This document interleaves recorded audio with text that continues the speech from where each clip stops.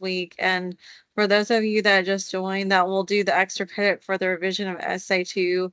And I have not gotten to them yet, but I will be working my way to get to the papers. I'm almost done with the Rosenberg paragraphs, the one on popular culture, and then going through all the worksheets. That should be fairly quick, and then getting to those papers.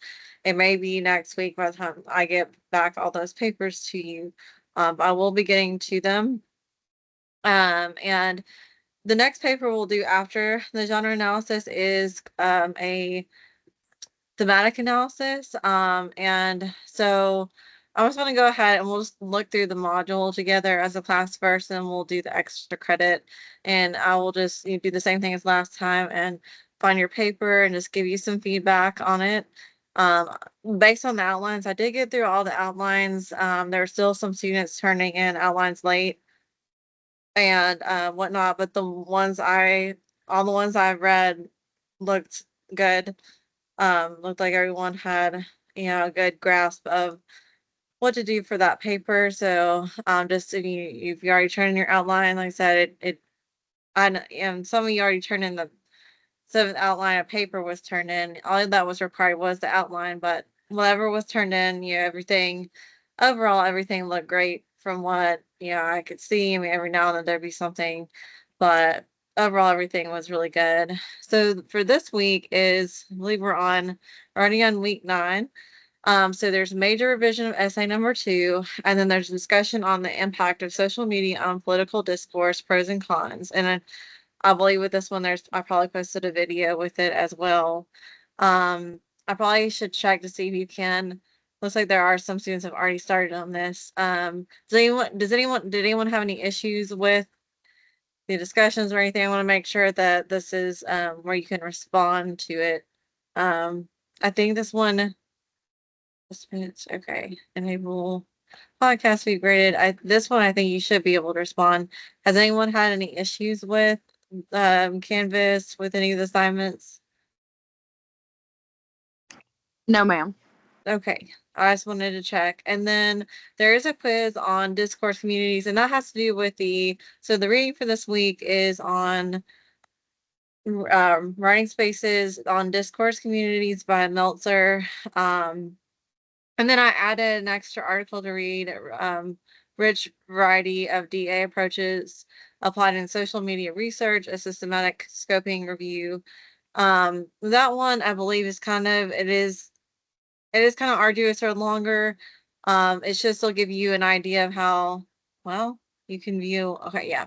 So this one is like it's pretty in depth, but it gives you an idea of how social media could tie into a discourse community. And like I said, if you don't read the whole entire thing, but at least try to read the majority of this article because I think this will help you, with connecting the fact that a discourse community can't even be, on social media, even though it's not an academic community, it's not a scientific group of scholars or um, a set of literary critics or anything like that to form a discourse community. But even in our everyday world, even social media, you could identify as a discourse community. And so basically, this is a specific example of a discourse community, and it ties into the theme of the class of popular culture emphasis and whatnot, and media that's in the class. So just make sure to review this article as well. And like I said, it's just one I found to give you another example of how this can tie into the theme of the course. And then there is a PowerPoint lecture. This one, should give you some good illustrations. I tried to give insight from, what is a discourse community. That's from the Meltzer article, and there's several definitions. It's a broadly agreed upon set of common public goals, mechanisms of intercommunication among members, use of these communication mechanisms to provide information and feedback, one or more genres that help further the goals of the discourse community. So, like I said, that those rules that you can see how even social media platforms that they have these specific rules. And if you interacting on social media, I'm sure you've seen even that the people that are on these platforms will say, if you want to interact in this community, this discourse community, you've got to abide by these specific rules, be kind and whatnot. So we see that even though this is not, like I said, like a research community, like in a scholarly community, it's not like a set of microbiologists that are gathering um, and basically maybe having a seminar and doing research collaboratively or something like that. But in our everyday world too, that we see, discourse communities with certain rules and goals and standards and purpose as well. And so this PowerPoint should give you an overview of the Meltzer article and kind of break that down for you. Um, and the broadly agreed upon set of common public goals, it just really did remind me of, if you think about social media too, because of the fact that there's broadly agreed upon common public goals, usually, depending on what platform. Now, I know that Twitter and there's Twitch and Instagram and all of them, especially the Twitter and YouTube too. I mean, they all, and then even uploading YouTube. When I upload to YouTube, it'll ask, make sure that the video is made for kids. That it is, there's nothing that there's no. But and even if you watch YouTube videos, there's no trigger words or phrases or anything like that that sends any sort of negative message. Just mindfulness and being respectful of others' opinions and things like that. So you definitely see that, and journalism and the journalist community would be another great discourse community that would tie into social media as well. Except nowadays that of course there's always journalism, but the way that we get our news a lot of times is actually some sort of social media actually. But then the question is the reliability of it, and that ties into the next paper will be on a thematic analysis of political profiles. And for this one, basically that you can conduct a thematic analysis in the social sciences, where you could even interview people, that not for this paper, but for a thematic analysis, you could do like hand out surveys to people and gather data, or interview people and gather data as a way to gather data. But instead of having to do all that, because this is not a it's not a social sciences class, that for the paper, that what I would like you to do is to evaluate political profiles on Facebook. If you would rather use another platform that you think is more relevant, you could do Twitter, or TikTok even. But basically it will tie into the algorithm, the political algorithm. But I do know, just looking at a profile, that there are profiles on Facebook of the main political candidates and whatnot in this particular election. And so in that assignment, I made a list of candidate of political profiles that are relevant right now, and just basically evaluating what basically the truthfulness behind their claims and whatnot. And that all ties into the algorithm. So whether you believe that the social media is actually being honest in terms of the presentation of the news, or whether you think it's being biased. So when we talk about media bias, that will tie in. So essentially that you'll be reviewing these profiles to evaluate whether you think that Facebook is actually a reliable source for news, or like I said, I know I put Facebook, but if you would rather, if you can find, well, of course, with Twitter, there are profiles as well. If you would rather do Twitter, um, or yeah, even if, I guess, some information on TikTok, but you have to find a way to track the politicians on there. So that's just an idea. And then profiles, there's Twitter, Facebook, Pinterest. These are other media modes of media outlets that you might find on well, you might find to connect to the political profiles as well. So these slides were based on tying in social media into a discourse community. So like I said, that this shows you how this is relevant and it connects in. So I thought this is really helpful to tie in when you're looking at a discourse community. Um, and here are some more examples of tweets and whatnot. But I just kind of wanted to just kind of go over this because it's been a little while since I have actually shown the PowerPoint and whatnot and kind of talked through that with you. And I know that we got several papers to go through, but there is a quiz. So just make sure you read that article. Um, I probably put a video with it because I feel like with the videos, it's actually this one. Watch the yes, I did put a video. I feel like if you watch the video, it sometimes helps that article sink in a little bit better as well. It reinforces what you read. And like I said, I was watching that video as I made the quiz. So, it should be if you as long as you follow that video and you've done your reading, that it makes it easier for you to reinforce what you just read.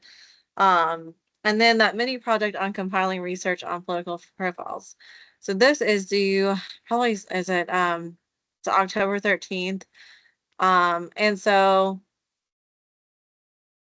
this is just a mini project on compiling. So this basically connects into the project that we're going to be doing for the last paper. And so these are the political profiles that I gave the links to their, and of course I know Joe Biden, he dropped out at the time I was making this that, he was still, but I mean, because, he's still the president, I mean, he's still relevant. I mean, and even if, the fact that he dropped out of this election, that he's still been the president, so it's still relevant. I know Robert F. Kennedy, I know we're down to these two candidates here, but still though, just tracking what even the Chase Oliver, these people that actually have dropped out and they were never president or anything like that, you can still track them and see what they have to say and who they're supporting and whatnot, and just basically the honesty behind how you think that particular platform is projecting their voices and whatnot, whether you think it's really accurate. That's always a good question when you look into media and stuff like that. So also put the sources to review. Read the following article. New study shows how Facebook's algorithm shapes conservative and liberal bubbles. And so basically, this is going to kind of help you to essentially evaluate the article. And I believe this one is, I think it's more biased towards saying that, Facebook, is biased in a sense. And if you, based on your research you've done, just looking at these profiles, and you can explain why, if you think they're biased or if you think that they're unbiased in terms of what political agenda they're trying to push, then you would explain why based on your gatherings from um, the profile. So for this assignment, so this one is in the first body paragraph, evaluate Facebook's algorithm based on how discourse communities are represented for both conservatives and liberals on Facebook. Include a clear topic sentence that grabs a reader's attention. Context regarding the criteria and methods used for your evaluation of the discourse community. I probably meant to say review or include, excuse me, I probably meant to say include the context. So include context regarding the criteria and methods used for your evaluation of the discourse community, specific examples and evidence that is clearly, and also I meant to put include here to have a complete sentence, include specific examples and evidence that are clearly documented. And then in the conclusion, address the following. Is the bubble theory correct? Why or why not? Give substantial evidence by reviewing one or more political profiles. So as long as you at least evaluate one profile, one or more, it's up to you. It's however much time that you have. Just asking you to review one of them. In the second body paragraph, explain what you would like to learn more about based on your initial research. Identify more specific methods and criterion to use in your paper in 4 to 5 sentences. Include a clear topic sentence, explanation of your interest in your project, and points where you would like to expand your project. Conclude by conclude by summing up the main point of the paragraph based on your endeavors. So this is just kind of like a sort of topic proposal to help you with your paper.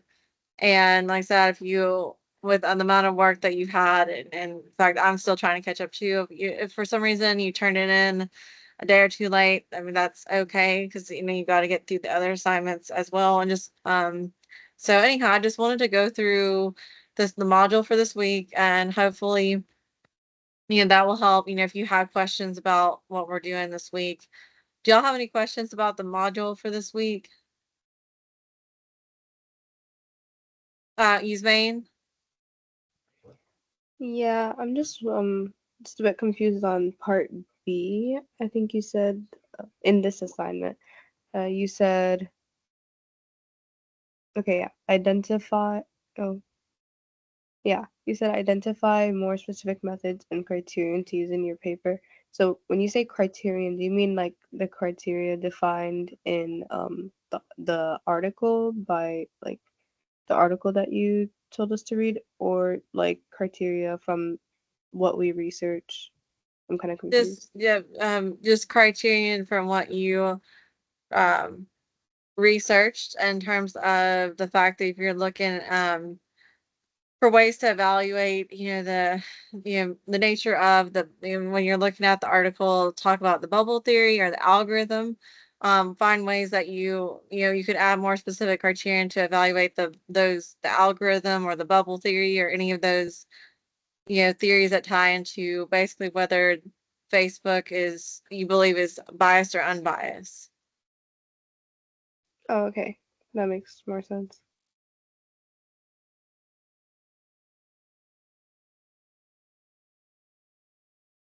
And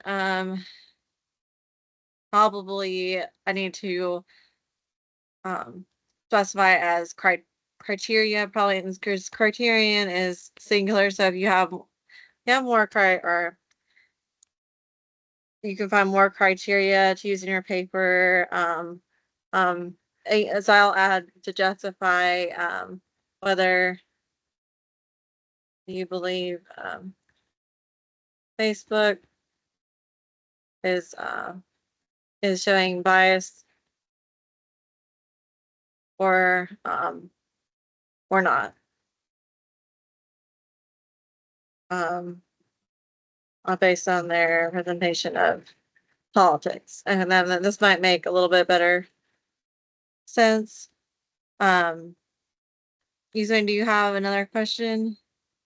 Oh, sorry, I forgot to lower my hand, but I also do have another question. So, when you tell us to look at like their profiles and like use that to see whether Facebook is like being honest with their algorithm or unbiased with their algorithm, do you want us to look at like things like how many views that person has, like whether it's popular or not, or like because like everyone has different algorithms, Yeah, so like how would we yeah, see whether you it's biased or not, you like based on what you people see? you could. I mean, it'd probably be easier to compare and contrast too, and see maybe it'd be easier to compare and contrast maybe one political party versus the other, and see maybe the types of information that one posts versus the other. If one's posting more, seem to be more popular, more people following them, things like that. And based on the types of things that the politicians say, if you think that is an accurate representation of themselves as well.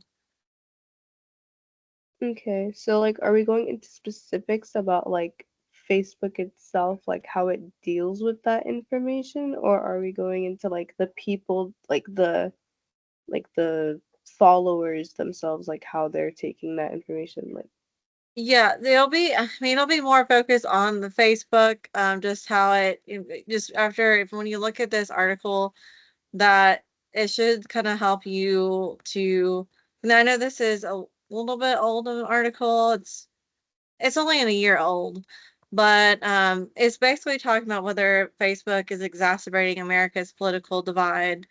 Um, and then it goes on to that they think that there it's possible that conservatives and liberals exist in ideological bubbles online. That's something that they explore, and that obviously that that could be impacting, um, yeah, the algorithm and the perception that others see as well. And so just kind of following this, read this article and just kind of follow where it's talking about Facebook. If you believe that, if you think based on your evaluation of the presentation of the profiles, if you think this is an accurate article, essentially based on Facebook's algorithm, or whether you think that Facebook is fairly unbiased in terms of how it presents its political feed. Okay, thank you. Just to like recap and like on what you said. So you want us to read the article and then you want us to like use the platforms to like take out specific examples to prove our point. Yes. Okay, thank you so much. You're welcome. Do y'all have does anyone else have any other questions on the module before we go to the reviewing the papers? Kane? Okay. Did you say that we could use a different platform than Facebook If you would for like our to study? use like Twitter, or if there's another one that you think is also presents a lot of um, political information, and there's a profile to review for the candidates, or the politicians, and really you could review any politicians. These are just ones that I thought would be fairly relevant. But yeah, if you would rather use Twitter, you can use Twitter. Yes, ma'am. Thank But you. the only thing is that article, that's why I chose that article to help the project probably be a little bit easier. But if you feel like you know more about Twitter and whatnot, then you can use Twitter instead.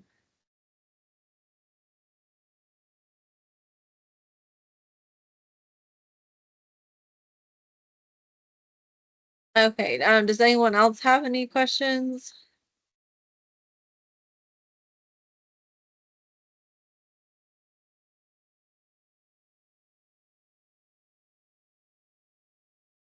Okay, so we'll go ahead and do the review of the papers. And like that, I'm sorry I haven't quite gotten to actually grading those papers yet, and I'm still working through those the paragraphs on Rosenberg. I'm gonna try to get those all back, and then get your revision worksheets back pretty soon as well, as quickly as I can. And then like I said, it'll probably be next week, maybe middle of next week or so. No later than the end of next week, I'll get your papers back to you on the genre analysis, and definitely no later than then. But did you want to like we could just go in order, I guess, on the screen, or whoever wants to go first? Would someone like me to review your paper first, give you some feedback on it?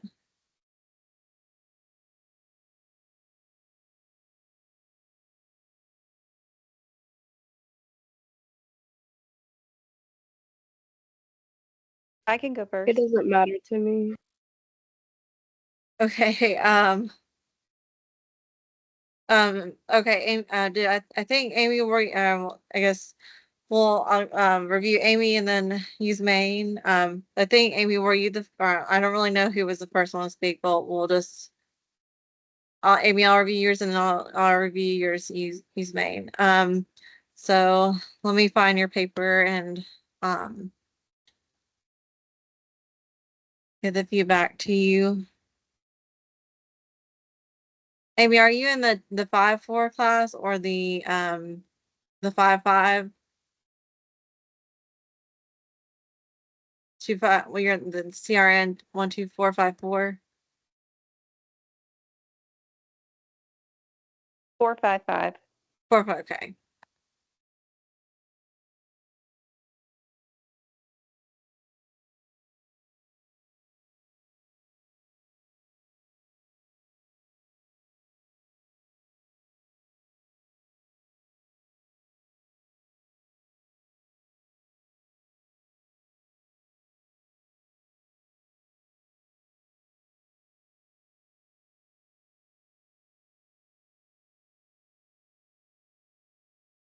Okay.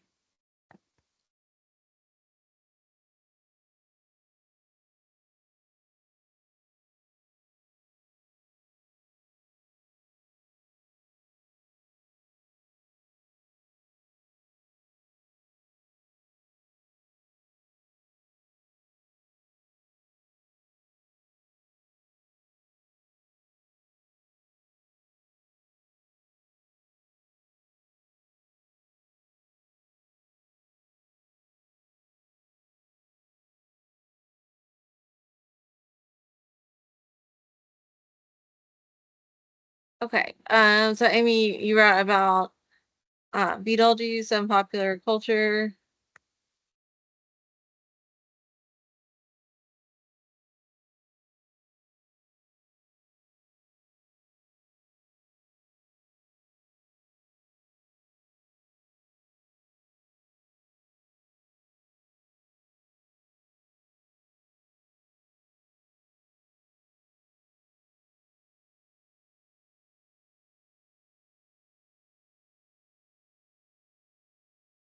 So Amy, your paper is, very detailed, and your thesis is really specific as well.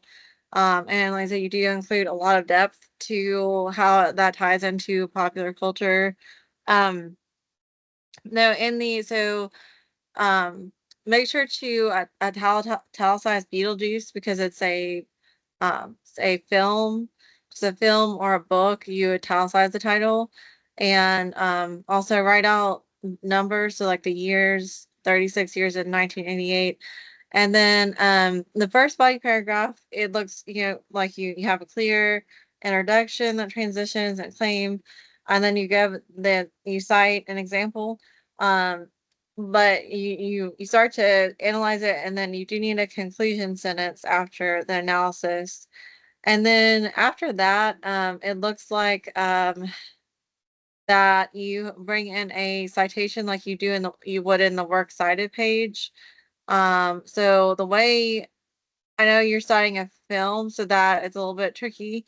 Um, if you, I mean, because I know with MLA ninth edition that it's not quite as strict, that if you have looks like you track where it's at in the minutes of it, you could just put in brackets Beetlejuice period 1:10:00 through 1:13:00. You could just put that in brackets, and you don't need directed by Tim Burton and all that. Or you could just put the director Burton, and then dot, and then put the time where that's at, or even just putting Burton in the brackets.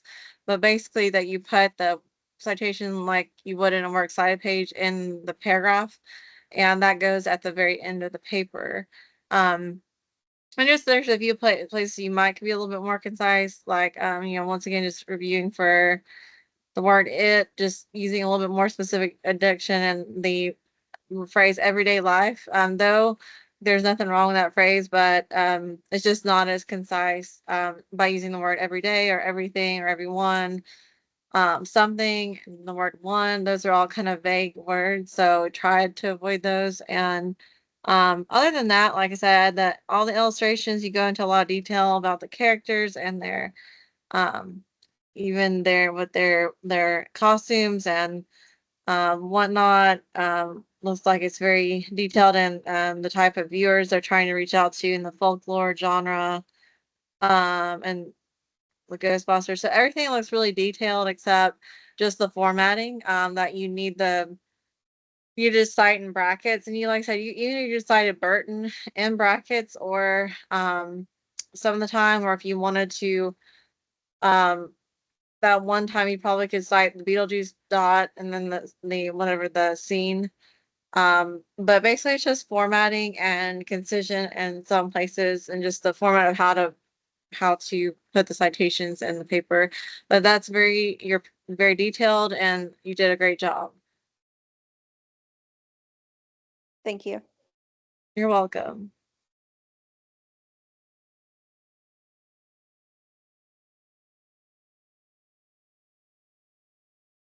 And Yasmin, I'm gonna review yours.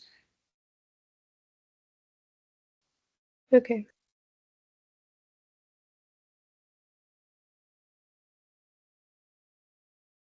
And I also need to write down who I'm reviewing again, make sure I don't forget.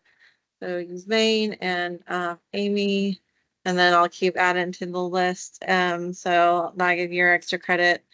Okay. So I'm Yasmin, that you reviewed Anne of Green Gables. Um, and like I said, you did really good with the formatting of this paper overall. Um, and just make sure, I know in the title that you write Anne of Green Gables, you would want to italicize it there as well.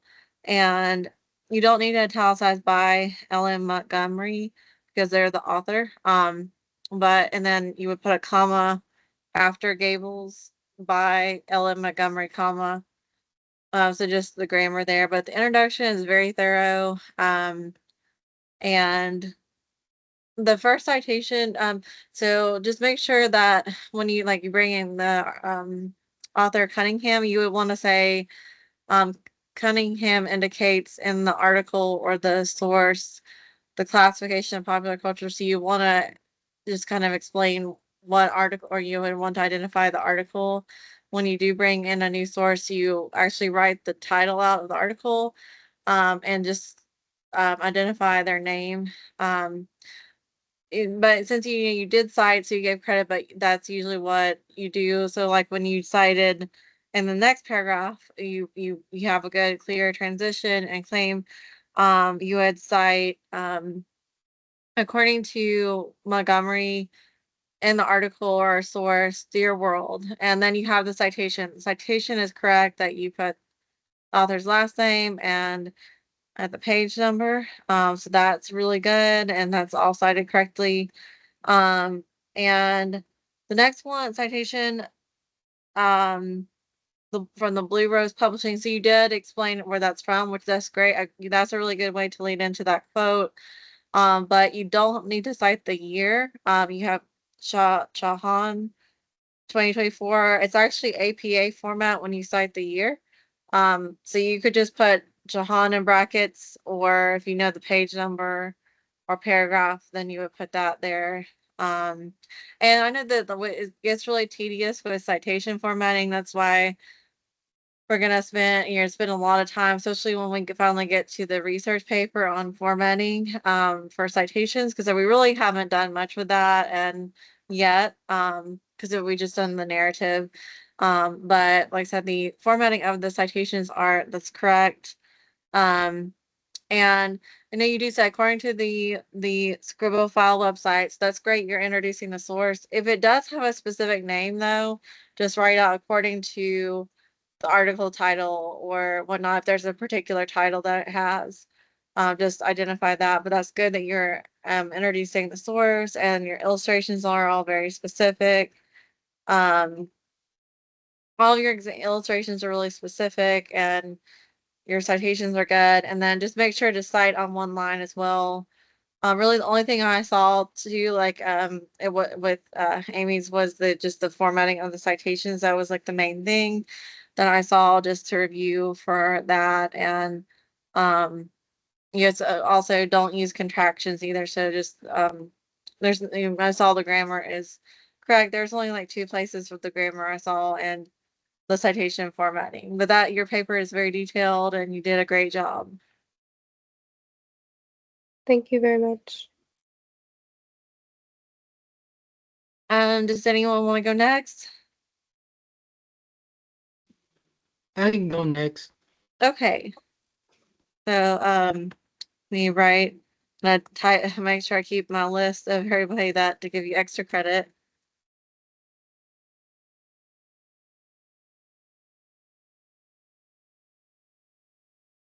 And, Jesus, do you know, do you know if you're in what CRN, are you in the 5.5 or the 5.4 or 5.6? Do you know? I'm in 5.4. 5.4, okay.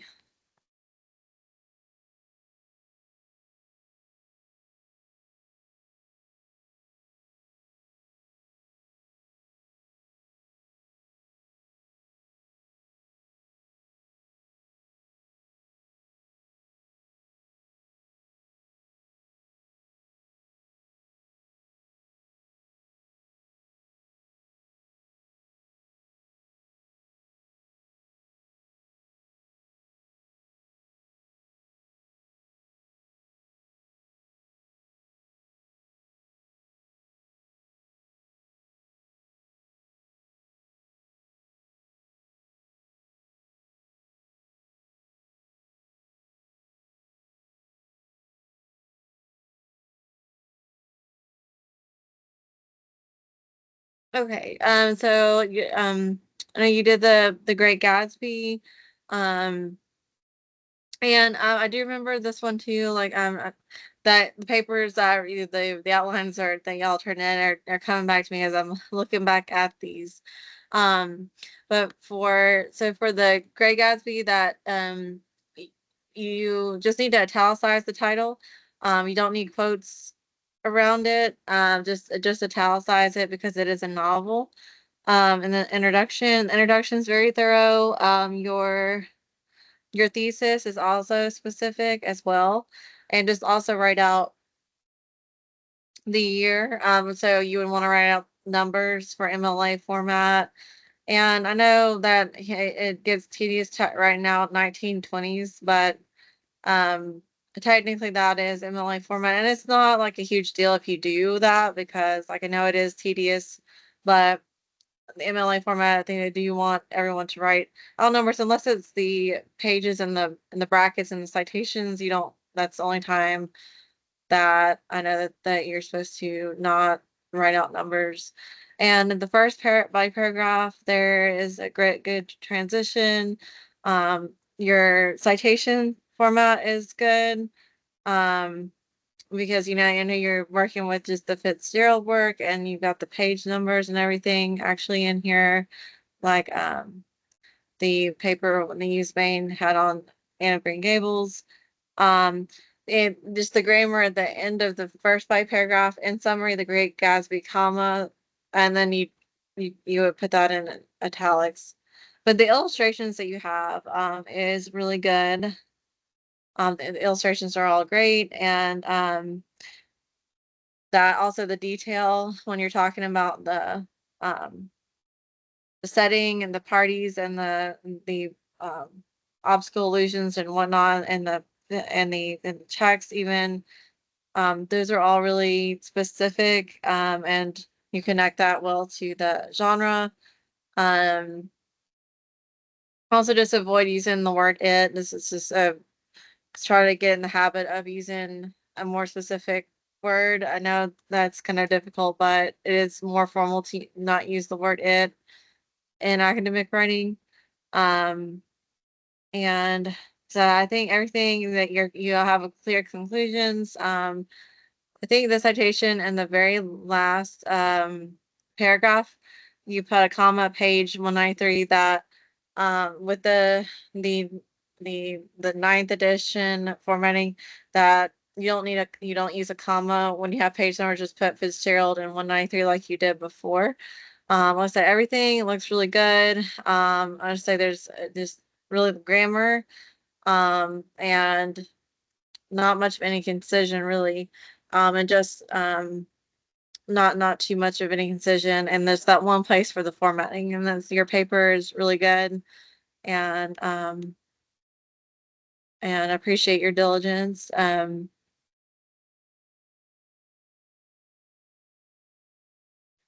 Okay, thank you. You're welcome. What no, we have Sterling, Kane, Carrington, and Bonnie. Would any of y'all like to go next?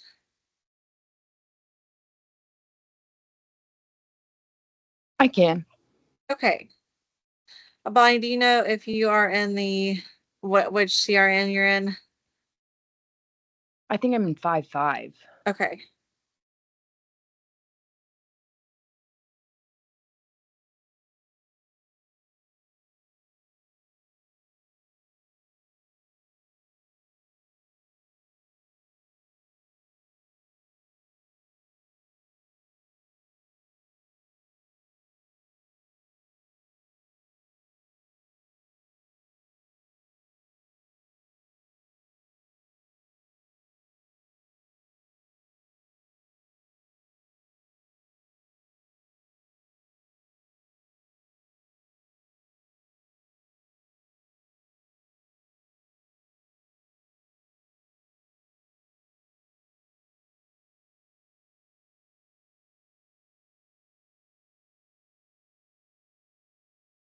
Hey, Bonnie, so you did The Office.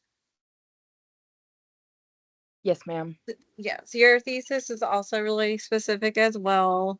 Um, that though the very first, like, the topic sentence, that, though, it looks good to have, like, a quote and whatnot, but really, if you it's best to with MLA formatting to, just have a topic sentence that gets your reader's attention, that's maybe um it could be an, adage or, anecdote and or whatnot, but just not a quote. When you're given a speech, that it's great to have like that quote, that profound quote at the beginning. That's just the MLA formatting too. If you want to somehow bring that quote in later in the paper, like in the body paragraphs, you could do that. But like I said, that's just an MLA format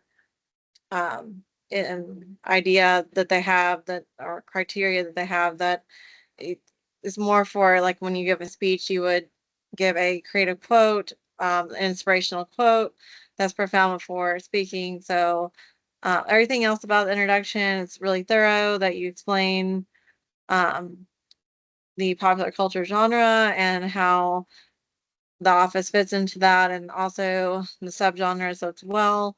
Also just make sure to write out numbers. Um, and then in the first 5 paragraph, just make sure you do have a topic sentence and a claim before you bring in that citation. That it's great you have a clear citation and whatnot. Um, if you do know who, if it's Quapis that wrote that, I would still introduce them and say, um, according to Quapis and Diversity Day, and then cite at like you did at the end as well. But you do want a topic sentence that transitions in a claim in a sentence before bringing in the citation. And like I said, y'all are doing really well considering that we really haven't gone over citation formatting very much yet. And I do have like quizzes and information on that in more detail on PowerPoints, and that'll be the main focus when we get to the research paper, because you'll need to cite in the research paper. Um, and see that the citation at the very end of the first 5 paragraph um, is a little bit long. Um, were there like were there are a lot of different people connected to that information? Is that why you cited that many people? It's Yes. Diversity Day, Lieberstein, Gordon. Was there just like a lot of there a lot of authors that connected to that Maybe they're example? not necessary actually. Because I thought Okay. that I was giving them credit, but maybe I don't need to do that from referencing all of those works in that sentence. Yeah, if then if you just choose the one that's most relevant. And if you do just cite the Quapis, you don't, so you would not need to bring up Diversity Day in the sentence. You just say Quapis indicates that a few of the references, and then you put the quote, you could put the citation, Diversity Day 1 2 Quapis.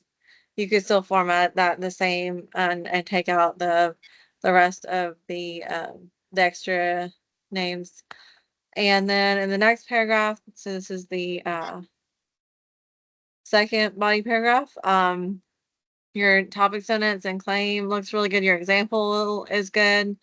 Um, and let's see, your conclusion is also good as well. Um, and so the topic sentence in the third body paragraph, and just make sure to somehow connect the main idea, the main idea in the last paragraph a little bit more specifically to that topic sentence. But I know it is tying in, but if you can use a complex sentence to tie in the main idea in the last paragraph to the present. The examples are really good, and mm, also the definition of ageism is also really good. And the other popular culture references in it. Um, and again, and then also, and so in the conclusion paragraph, I know that some students always ask about, citing in the conclusion. You're really not supposed to cite in the conclusion just because that you should have already stated that information before. So if there's a quote that you want to use, I would just put that somewhere where it fits in the body paragraphs, because the conclusion is supposed to just explain how the illustrations you gave in your paper proved your thesis statement, and um, that that any life lessons or values learned. Those are the bit. You don't bring any actual new citations into the conclusion, but I said that your illustrations are really specific and your ideas. I'll just review the formatting of the citations.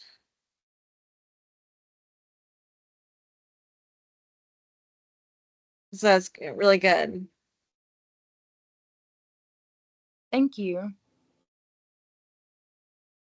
And so Sterling, Kane, or Carrington, would any of y'all like to go next? I'll go ahead and go. Okay.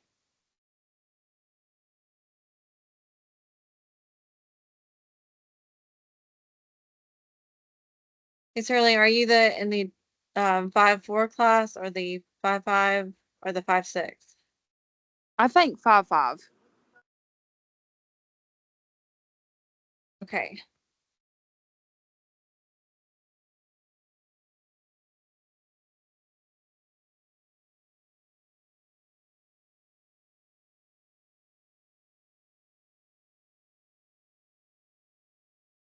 Yeah, you are in the 5-5.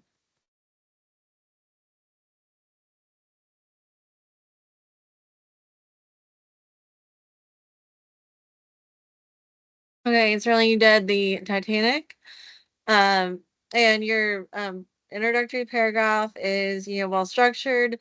The only thing is you can start it with a question mark, the paragraph, but I would avoid like multiple questions, just because it is a little bit redundant, or redundant, or we're having rhetorical questions and the paper. Um, I would just use one question at the very beginning, and your illustrations are all really clear. Um, I think the only thing is at the end of the first paragraph, the thesis could be a little bit more specific. That I know you talk about the conventions of the genre and whatnot, but just sum up like how it ties into the purpose of, whether it fits into the popular culture genre, the conventions of the genre of the film itself, and how that ties in, and then any connections to popular culture that this particular work may have, and just sum that up in the very last sentence of the introduction. In the first body paragraph, all of your illustrations look really specific as well. If you could try to add in, though, when you are given an example, a citation, even if it's from just whoever directed the Titanic, if you're talking about a scene, just put the director's name in brackets when you give an example, describing, like when you talk about the music, and then you could describe the music in a little bit more detail, but in general, that's that you do go on to, at first you just kind of generally, and then you are describing how it ties in really well as well. But like, so you say you give an example of a song or something, you could cite the song title, or the um you know, the author of it. But if you're talking about the movie itself, you just cite the director, or cite the director in brackets, their last name. Um, that's really the only thing that, because all of your illustrations are really specific, go into a lot of detail, looking at the characters and the text as well. Um, and you're looking at the popular scenes in it. And there, I would just cite the director when you are describing these scenes. Um, like, even if you don't know if you're watching it, what time you would see that scene at, to document it, just cite the director's name. And then the last body paragraph too, that you do talk about the visual genre. Um, Review for concision when using phrases like these things or everyday life. Those are a little bit wordy. And then you give some really good pictures as well. And I see, if I missed the conclusion paragraph.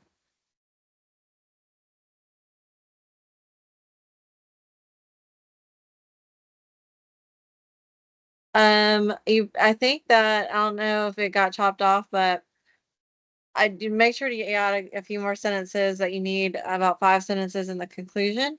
So everything is you're really thorough. You give a lot of vivid details in this, but just add some citations to give credit to the movie, or if you're talking about the music, you can cite that as well. And that's really it, besides the thesis and then the conclusion paragraph that it has more, I think it only, if it only has 1 sentence, you do need 4 more sentences.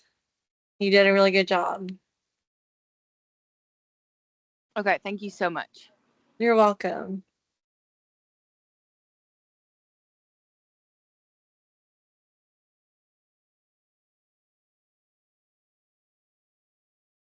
And Kane or Carrington, what would one of y'all want to go next? You have not received my paper yet, Miss Jolie. Okay. Have you had some things come up, or you've been really busy? Yes, ma'am. Okay. I understand that y'all, if you're in the dual enrollment too, or are you in the dual enrollment program? No, ma'am, I'm not. Okay. Well, I understand that things come up. Are you working on it, or do you have questions about it? I am. So you said if we would like to, we can use our last story to tie in with this one, right? Yes. Okay, so would you be able to look at my story right quick and tell me like what I could add into my story to make it like sound better as a genre analysis for popular culture? Okay. So you would be working with, do you, for your paper, did you work with, a film or a book or a song? Do you know which one it was? It's both a book and a film. And what was it? What were the titles of it? It's called 5 Feet Apart. Okay, 5 feet apart. So, so what you would do is, just if you wanted to do the genre analysis on 5 feet apart, you would construct a thesis that explains how 5 feet apart, whether it does fit into the purpose of popular culture, making sure that you define popular culture and explain whether that 5 feet apart would fit into the purpose of popular culture. Um, and then also whether the conventions of the genre that that 5 feet apart is, so whatever genre you would categorize that as, however they constructed it, or the style that ties into that genre of what that work is classified as, how that ties into the popular culture genre, if it does or not. And then you would just explain in the last paragraph um, any other connections to popular culture that 5 feet apart has. It could be references in the work itself. It could be, like I said, like I know in Breaking Bad, there's a lot of popular culture references, it could be connected to other works in some way that tie into popular culture as well, or other things in popular culture. Even whatever t-shirts or music or whatnot, whatever, however it can tie in to popular culture, what other connections does it have? And that's basically all that you'll be doing with the paper. Yes, ma'am. Thank you so much. And if you have any specific questions or need me to give you feedback as you are writing your paper or whatnot, just send me an email. It is easier for me to find emails in the alabama.edu email. It is A00367631 at alabama.edu. I think most students do email me through that one, and it's easier for me to find it because I can even find it on my phone easier, just through the Canvas app on my phone. But if you also email the J Mathis one, yeah, I do check that some as well, but I do check the Canvas email a little bit more frequently every day. Yes, ma'am. What is the A number again? It's A00367631 at alabama.edu. I think when you go under people in the class, that I think that there is a way to you should be able to find me and then click email. I think that you can do that, or if you click on, if you click on a student or click on me, actually, I'm not 100% sure. I know somehow students are emailing me through the Canvas somehow. Do any of y'all know, or can you explain how you email me from Canvas, or you use your Canvas email and then go under mail and email me that way? I think you might just go under Canvas email in the inbox and then you click compose. And then I think if you see, I think you just have to type in my name, Julie Isbell. It will actually come up. So that way, that's an easier way to email me is if you go, let me show you. Um, so if you're in the email here, um, so you click on the inbox here and then you go under compose and then you just type in it. If you're trying to find a classmate too, you just type in their name here. So if you type in my name and it just comes up and then you would write an email to me there. And that makes it a little bit easier. And then, so this has, sent or unread and whatnot. So that's your Canvas email.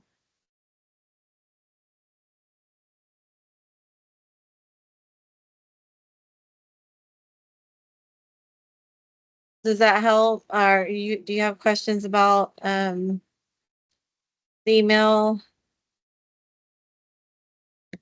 No, ma'am. That helps. Okay. And also you can meet Thank with you. the tutor.com too. Have you met with the tutor.com for the paper? Yes. Okay, that's good. Did you turn in an outline, Carrington? I'm pretty sure I may have. I think if you did just work with that, I think that you probably did. Because I remember reading, I'm pretty sure, I know Kane and I believe you did too, Carrington. I know that everybody in this meeting, I thought everyone turned in at least the outline. So I know y'all have turned in your papers, the ones that I've looked at, but I think you did. So just work with your outline, and that will help you. So I'm sure if you want me to double check, what do you know what class are you in, the 5-5 or the 5-6 or the 5-4? 5-4. Okay. I'm just gonna make sure, because I remember reading, I'm pretty sure that I read something of an outline from you for the assignment. So I thought,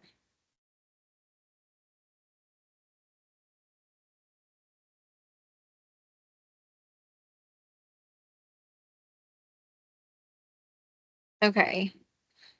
So no, I guess that it does not show that you turned one in yet. I was almost sure that I thought I'd read one from you, but it does say that you did no, you didn't do the peer revision either. Okay. All right. Well, like I said, if you have questions along the way, and you utilize the tutor.com, if you have questions though about and you're stumped or anything, just send me an email. Yes, ma'am. I will. And Kane, would you like me to review your paper? Yes, ma'am. Okay.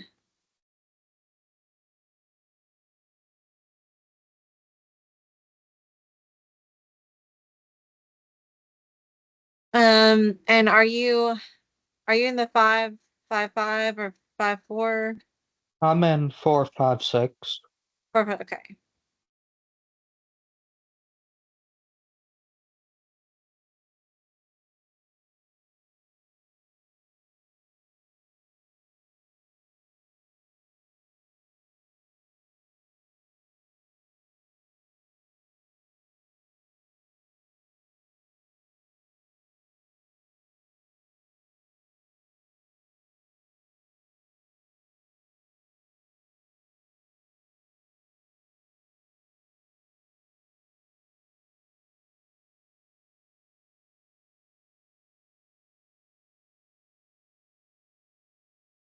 Okay. Oh yeah, you did Edgar Allan Poe.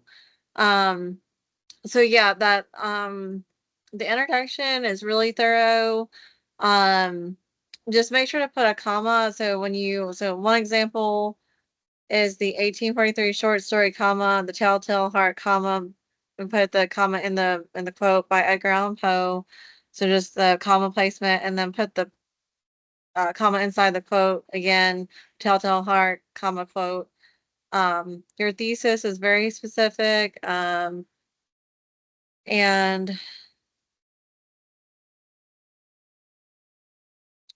then also your illustrations are directly from you're citing correctly. You could even abbreviate and put Poe PRA period 18, but you can write out paragraph 2. Um, and the emphasis on the themes in it, that's also really good. Once again, your illustrations are really good in the second body paragraph, and your transitions look like, yeah, your transitions are really good as well. And also,